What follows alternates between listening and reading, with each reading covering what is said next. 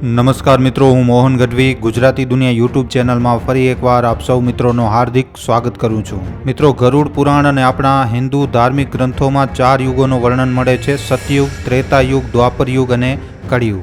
શાસ્ત્રોમાં કળિયુગના વિષયમાં જણાવવામાં આવ્યું છે કે આ યુગને અંધકાર યુગના નામથી પણ ઓળખવામાં આવશે અને આ અંધકાર યુગમાં માણસ, પ્રકૃતિ અને વાયુમાં એવા ભયંકર બદલાવ થશે જે આ ચારો યુગોમાં સૌથી વધારે ખતરનાક અને ભયંકર હશે. આ યુગના અંતમાં મહાપ્રલયનું વર્ણન મળે છે, જેના અનુસાર વિશાળ સમુદ્રની લહેરો આખી ધરતીને પોતાની ચપેટમાં લઈ લેશે. ચારે બાજુ જ્વાળામુખી ફાટવા લાગશે અને ધરતી કાંપી ઉઠશે. તમામ ઝાડવા અને મોટી બિલ્ડિંગો તૂટીને નીચે ધારાશાયી થઈ જશે. આ ભયંકર દ્રશ્યને જોઈને મિત્રો, ધરતીના હરેક પ્રાણીની રૂહ કાંપી ઉઠશે. પુરાણોના અનુસાર ત્રેતાયુગ ખતમ થયા પછી જ્યારે કળિયુગની શરૂઆત થઈ અને જ્યારે મનુષ્ય અને પ્રકૃતિમાં બદલાવ આવવા લાગ્યા, ત્યારે એ ભવિષ્યવાણી કરવામાં આવી હતી કે કળિયુગનો છેલ્લો દિવસ, મતલબ કે કળિયુગનો અંતિમ દિવસ કેવો હશે. તો આજના આ વિડીયોમાં મિત્રો, અમે તમને કળિયુગના એ છેલ્લા દિવસ વિશે એકદમ વિસ્તારથી જણાવવા જઈ રહ્યા છીએ. ચાલો મિત્રો, સૌથી પહેલાં તમને કળિયુગનો એ સૌથી છેલ્લો દિવસ, જે દિવસે પૃથ્વી ઉપર પ્રલય આવશે, એ દિવસ વિશે જણાવીએ અને એના પછી આપણે કળિયુગના છેલ્લા દિવસ દરમિયાન શું જોવા મળશે તે વિષયમાં વાત કરીશું. કળિયુગના અંતિમ દિવસમાં પૃથ્વીનું જલમગ્ન થવું એ ખૂબ જ ભયંકર દૃશ્ય હશે. જ્યારે આ સમય આવશે ત્યારે ચારે બાજુ પ્રકૃતિ એકદમ કહેર બનીને તૂટશે. માણસો અને પ્રકૃતિનો અસહનીય રૂપ જોવા મળશે. પૃથ્વી ઉપર ભયંકર પૂર, ભૂકંપ અને જ્વાળામુખી ફાટવા જેવી ઘણી બધી વિનાશકારી ઘટનાઓ એક પછી એક ઘટવા લાગશે. કળિયુગનો છેલ્લો દિવસ પણ એક સામાન્ય દિવસની જેમ જ ચાલુ થશે, પણ અચાનક જ અવકાશમાં કાળા ડિબાંગ વાદળાઓ ઘેરાઈ જશે. અચાનક બધી જગ્યાએ ખૂબ જ ભયંકર વરસાદ ચાલુ થઈ જશે. લગાતાર પડી રહેલી વરસાદના લીધે જોતા બધી નદીઓ એકદમ ઉફાન ઉપર આવી જશે. સમુદ્ર અને નદીઓનો જળસ્તર અચાનક જ વધવા લાગશે. સૌથી પહેલા તેજ વરસાદ અને ગ્લેશિયરના ઓગળવાના લીધે મોટી નદીઓમાં ભયંકર પૂર આવશે અને નદીઓ અને સમુદ્રનો પાણી ગામો અને શહેરો બાજુ ખૂબ જ ઝડપથી વહેવા લાગશે. જોતા તમામ શહેરો અને ગામો પાણીમાં જલમગ્ન થઈ જશે. લોકો પોતાના ઘર મકાનોને છોડીને ઊંચી જગ્યાઓ ઉપર ભાગવાનો પ્રયાસ કરશે, પણ આ દરમિયાન વધારે પૂરતી જગ્યાઓ ઉપર એકદમ પાણી જોવા મળશે. આના સિવાય ભૂકંપની તીવ્ર તરંગો પૃથ્વીને એકદમ દગાડી નાખશે. મોટા શહેરોની મોટી બિલ્ડિંગો જમીન ઉપર ધારાશાયી થઈ જશે અને રસ્તાઓ ઉપર દરારો પડી જશે, તિરાડો પડી જશે. જ્વાળામુખીથી નીકળતો લાવા અને એની જે રાખ હશે એ અવકાશને એકદમ ઢાંકી નાખશે અને આના કારણે આખી દુનિયામાં ચારે બાજુ અંધકાર છવાઈ જશે. પૃથ્વીની સપાટી ઉપર ગરમ લાવા વહેવા લાગશે અને જે જલમગ્ન થયેલા જે સ્થાન હશે તે એને વધારે વિનાશકારી બનાવી નાખશે. આ સમય દરમિયાન જીવનનો સંઘર્ષ ખૂબ જ દુઃખદ અને ત્રાસદીપૂર્ણ હશે. લોકો પોતાનું જીવન બચાવવા માટે ખૂબ જ સંઘર્ષ કરશે, પણ ચારે બાજુ ગરમ લાવા અને પાણીની ચાદર વેંખાયેલી પડી હશે અને આના લીધે માણસનો જીવ બચવું ખૂબ જ વધારે મુશ્કેલ હશે. જે લોકો જીવિત બચશે એ ઊંચા પહાડો અને ઊંચી જગ્યાઓ ઉપર શરણ લેશે, પણ આવી જગ્યાઓ ઉપર પણ સુરક્ષિત રહેવાની સંભાવના ખૂબ જ વધારે ઓછી હશે, કારણ કે પાણીનો જળસ્તર લગાતાર વધતો જશે અને જ્વાળામુખીની લાવા પણ ફેલાતી જશે. હવામાં ઘૂંટણ અને સળગી રહેલી આગના કારણે શ્વાસ લેવું પણ ખૂબ જ વધારે મુશ્કેલ બની જશે. પ્રલયના આ દૃશ્ય પછી ધીમે જળસ્તર ફરી એકવાર ઓછો થવા લાગશે.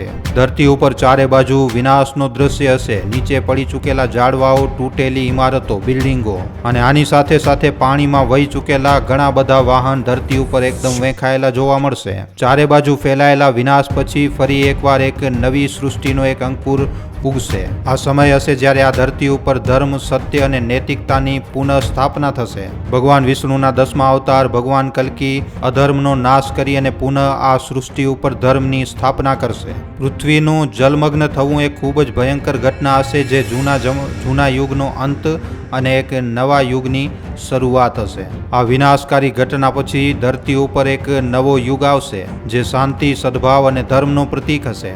જે લોકો જીવિત બચ્યા હશે એ એક નવી ઉમ્મીદની સાથે એકત્રિત થશે. નવી સૃષ્ટિનો આરંભ થશે જ્યાં ધર્મ, સત્ય અને નૈતિકતાનું શાસન હશે. આ એક નવી શરૂઆત હશે, એક નવો યુગ, સતયુગ, જે શાંતિ, સદભાવના અને ધર્મનો પ્રતીક હશે. ભાગવત પુરાણમાં કળિયુગના અંતની અવધિનું વર્ણન કંઈક આવી રીતે કરવામાં આવ્યું છે. કળિયુગના અંતમાં જ્યારે ત્રણેય ઉચ્ચ જાતિઓના નિવાસ ઉપર પણ ભગવાનના વિષયમાં કોઈ ચર્ચા નહીં થાય અને જ્યારે શાસનની શક્તિ સમાજના સૌથી નીચલા લોકો કરવા લાગશે, જેમ કે અપરાધી, ધોકેબાજ, હત્યારા અથવા તો એનાથી પણ ખરાબ લોકો દ્વારા જીતાડવામાં આવેલા મંત્રીઓના હાથોમાં હશે, ત્યારે દુનિયામાં પાપ એકદમ પોતાની ચરમસીમા ઉપર પહોંચી જશે અને ત્યારે ભગવાન કલ્કી બધાને દંડ આપવા માટે આ દુનિયામાં પ્રકટ થશે. મિત્રો, કળિયુગના આટલા ઓછા વર્ષો વીત્યા છે, આમ છતાં પણ આજની તારીખમાં એમ લાગે છે કે પાપ જે છે એ એકદમ પોતાની ચરમસીમા ઉપર આવી ચૂક્યો છે. પણ જ્યારે ભયંકર એકદમ ઘોર કળિયુગ આવશે ત્યારે સ્થિતિ આનાથી પણ ખૂબ જ વધારે ખરાબ હશે. તે સમયે મિત્રો ધરતી ઉપર અમ્લ વર્ષા મતલબ કે એસિડની વરસાદ થશે અને આના કારણે ફસલો, ઝાડવા અને જીવજંતુ બધી જ વસ્તુઓ ખતમ થઈ જશે. વિષ્ણુ પુરાણમાં જણાવવામાં આવ્યું છે કે કળિયુગનો અંત જ્યારે નજીક આવશે ત્યારે મનુષ્યની ઉંમર 100 વર્ષથી ઘટી અને 20 વર્ષ સુધીની રહી જશે. મતલબ કે 20 વર્ષનો થતાં જ માણસ જે છે એ મૃત્યુને પ્રાપ્ત થઈ જશે. આમ તો જો આપણે જોવા જઈએ તો આજની તારીખમાં પણ માણસની જે એક એવરેજ ઉંમર છે એ 70-80 વર્ષ સુધીની જ રહી છે. ઘણા જ ઓછા માણસો હશે આ દુનિયામાં જે 100 વર્ષનો આંકડો જે છે ટચ કરતા હશે. ઘોર કળિયુગમાં માણસની ઉંમર જ્યારે 12 વર્ષની થશે ત્યારે જ એના વાળ સફેદ થવા લાગશે, શરીર એકદમ કમજોર પડી જશે અને રોગોમાં પણ વૃદ્ધિ થશે. પ્રકૃતિ એટલી વધારે ગરમ રહેશે કે સંતાનની પ્રાપ્તિમાં પણ સમસ્યા આવવા લાગશે. પ્રકૃતિમાં થવાવાળા બદલાવોના કારણે સંતાન જે હશે એ વિકલાંગ જન્મ લેશે અને મનુષ્યની અંદર જીવિત રહેવાની ઈચ્છાનો જ નાશ થતો નજર આવશે. ભાગવત પુરાણના અનુસાર આ સમય દરમિયાન શાસ્ત્રો અને વેદોનો પાલન કોઈ પણ નહીં કરે. લોકોની અંદર દયા અને કરુણા જેવી કોઈ પણ પ્રકારની કોઈ ભાવના નહીં વધે અને આના ચાલતા પૂજા પાઠ, વ્રત, ઉપવાસ જેવી ધાર્મિક પ્રથાઓને કોઈ પણ વ્યક્તિ નહીં માને. ભવિષ્ય પુરાણના અનુસાર ઘોર કળિયુગમાં વિવાહને એક સમજોતાની રીતે જોવામાં આવશે. આ સમય દરમિયાન પુરુષ પુરુષની સાથે જ લગ્ન કરવા લાગશે. આમ તો જોવા જઈએ તો આજની તારીખમાં પણ આવી ઘટનાઓ તો બને જ છે. કેટલા એવા કેસ સામે આવી રહ્યા છે જ્યાં પુરુષ પુરુષ સાથે અને મહિલા સાથે લગ્ન કરી રહી છે. પણ જ્યારે ઘોર કળિયુગ આવી જશે ત્યારે ભાઈ બહેનના પણ લગ્ન થવા લાગશે. જ્યારે કળિયુગના 5000 વર્ષ પૂરા થઈ જશે ત્યારે ગંગા નદી સૂકી જશે અને પાછી ફરી એકવાર વૈકુંઠ ધામ ચાલી જશે. કળિયુગના 10,000 વર્ષ પૂરા થયા પછી બધા જ દેવી દેવતા પૃથ્વીને છોડીને પોતાના ધામ ચાલ્યા જશે અને આના ચાલતા પછી લોકો પૂજા પાઠ, વ્રત, ઉપવાસ જેવા બધા જ ધાર્મિક કામો કરવાનું એકદમ બંધ કરી નાખશે. જમીનમાંથી અનાજ ઉત્પન્ન થવાનું બંધ થઈ જશે અને આવા સમય દરમિયાન ખાવા પીવા માટે લોકો પોતપોતાની અંદર જ અંદર લડવા લાગશે. કળિયુગના અંતિમ સમય દરમિયાન લગાતાર ખૂબ જ ભયંકર વરસાદ પડશે અને આના ચાલતા ચારે બાજુ પાણી જ પાણી જોવા મળશે. બ્રહ્મવૈવર્ત પુરાણમાં કળિયુગના અંતનું વર્ણન કરતા લખવામાં આવ્યું છે કે જ્યારે કળિયુગનો અંત આવશે ત્યારે એક ખૂબ જ ભયંકર પ્રલય આવશે અને આ ભયંકર મહાપ્રલયમાં ધરતીના હરેક પશુ પક્ષીનો નાશ થઈ જશે અને એ જ દિવસ હશે કળિયુગનો છેલ્લો દિવસ. અને શાસ્ત્રોના અનુસાર કળિયુગના મહા અંત પછી 1,70,000 વર્ષનો સંધિકાળ ચાલુ થશે. એના પછી સંધિકાળના અંતિમ ચરણમાં એક સાથે 12 સૂર્યોદય થશે અને આ 12 સૂરજની ગરમીથી, આ સૂરજના તેજથી પૃથ્વી પૂરી રીતે સૂકી જશે અને એના પછી પુનઃ આ ધરતી ઉપર ધર્મની સ્થાપના થશે અને આગળના ચરણમાં ફરી એકવાર સતયુગની શરૂઆત થશે. શાસ્ત્રોના અનુસાર અધર્મનો નાશ કરવા માટે ભગવાન વિષ્ણુ પોતાના 10મા અવતાર મતલબ કે કલ્કી અવતારના રૂપમાં જન્મ લેશે અને ભગવાન કલ્કી જ આ દુનિયામાંથી અધર્મનો નાશ કરી અને ફરી એકવાર ધર્મની સ્થાપના કરશે. તો મિત્રો, આજના આ વિડીયોમાં આપેલી ઘોર કળિયુગની માહિતી ઉપર તમારા શું અભિપ્રાય છે અમને નીચે કોમેન્ટ સેક્શનમાં લખીને જણાવવા ખાસ વિનંતી.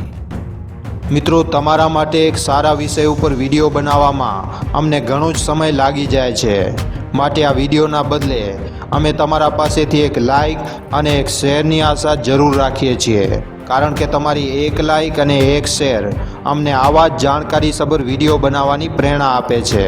માટે જો આ વિડીયો તમને પસંદ આવ્યો હોય તો આ વિડીયોને લાઇક કરીને તમારા મિત્રો અને પરિજનો સાથે શેર કરવા ખાસ વિનંતી. અને જો તમે અમારા ગુજરાતી દુનિયા નામના યુટ્યુબ ચેનલ ઉપર પહેલીવાર આવ્યા છો તો હમણાં જ આ ચેનલને સબસ્ક્રાઈબ કરી લેજો. સબસ્ક્રાઈબ કર્યા બાદ બાજુમાં જે બેલ આઇકન, જે ઘંટડીનું નિશાન આવે એને દબાવી નાખજો, જેનાથી અમારા દરેક વિડીયોની જાણકારી તમને નોટિફિકેશનના માધ્યમથી મળતી રહે. આખો વિડીયો જોવા બદલ આભાર. હવે આપણે મળીશું એક આવા જ નવા જાણકારીસભર વિડીયોમાં. ધન્યવાદ.